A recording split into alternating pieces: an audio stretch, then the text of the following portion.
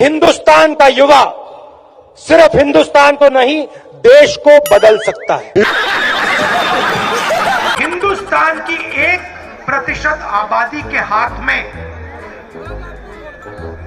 हिंदुस्तान का 33% धन है। अरे कहना क्या चाहते हो? सही है ना?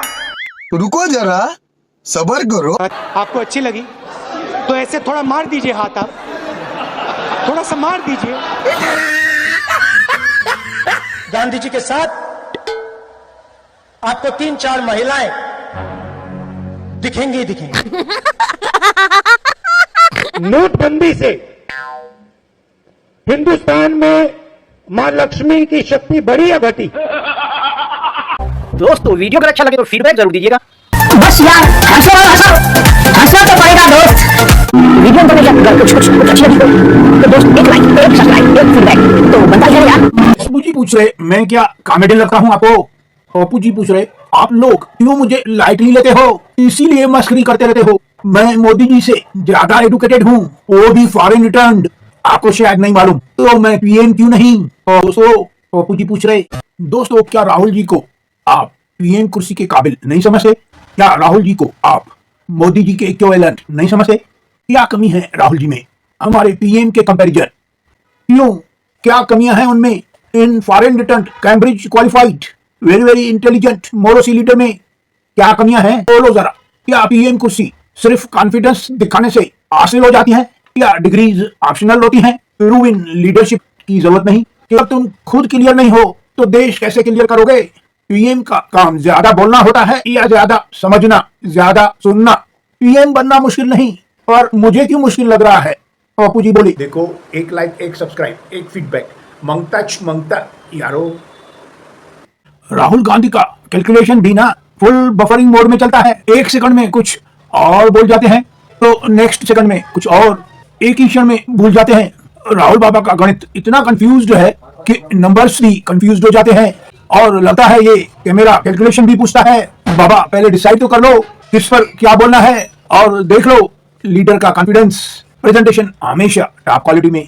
देखिए confidence is utmost important. Bharat जोड़ो यात्रा की जगह उसको भारत छोड़ो यात्रा कर देनी चाहिए।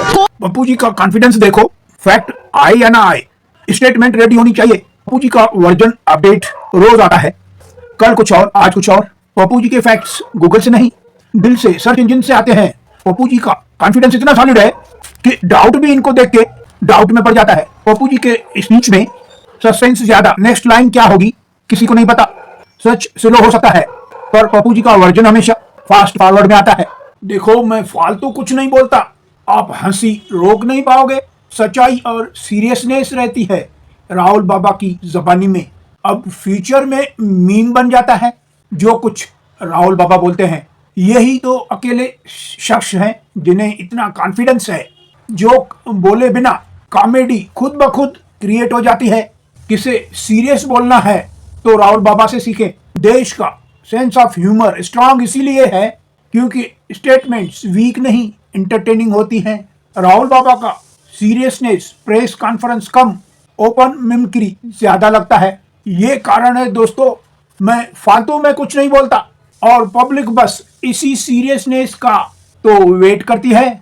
ये कॉन्फिडेंस सभी में नहीं कि आप सीरियस स्पीच दो और ऑडियंस को फ्री एंटरटेनमेंट मिल जाए। Though no joke intended but jokes delivered automatically. Talent हो तो ऐसा, बिना जोक बोले कॉमेडी। बोलने से पहले सोचो या फिर बोलो और ट्रेंड हो जाओ। सीरियस बोलो, फेमस हो जाओ। राहुल बाबा में क्या कमियां हैं? आंकड़े क्यों जल्दी ही भूल जाते हैं?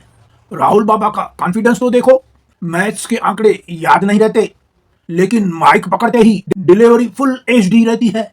100% कॉन्फिडेंस से आंकड़े मैथ्स याद रखना राहुल बाबा को जूना पैटर्न, जूना सिलेबस लगता है। राहुल बाबा बोलते हैं उनके पास लॉजिक नहीं, इमेजिनेशन चलता है। राहुल बाबा कभी भी फैक्ट्स पे नहीं बोलते। राहुल बाबा के कॉन्फिडेंस को देखकर गलत आंकड़ा भी सोचता है शायद मैं गलत हूं।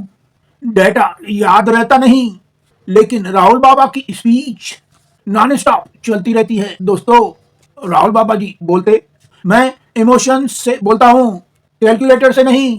राहुल जी बोल रहे आंकड़े फिक्स्ड क्यों रखूं?